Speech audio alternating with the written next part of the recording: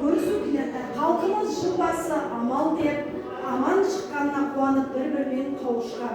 Бұл тек қол алысу емес, бұл көңілдердің табысуы екен.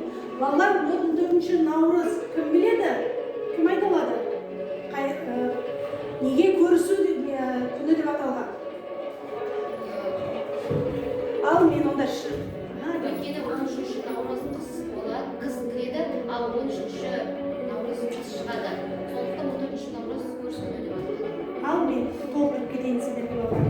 Естеріңе сақтаңдар. Ата-бабамыздың мұсылманша күнтізбесі бойынша 13 желтоқсаннан басталған. Бұл кірген тоқсан наурыздың 13 күні шығады. Яғни бұл амал күні деп аталған. Яғни 13 желтоқсаннан бастап 90 кірген екен.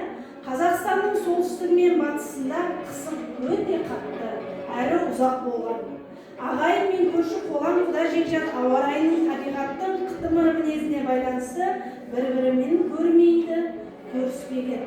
Сағынысып, көрісіп, бір-бірінің амандығын білісіп, жағдай сұрасып, қыста сақтаған сыбағаларын бір-бірімен бөліскен екен.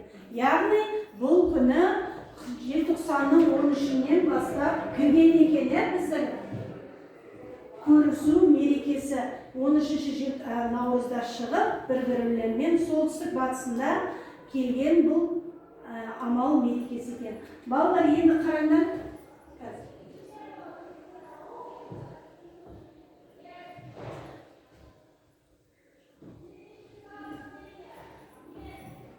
Бүгінгі тақырыбымыз көрісу, бабалар аманаты.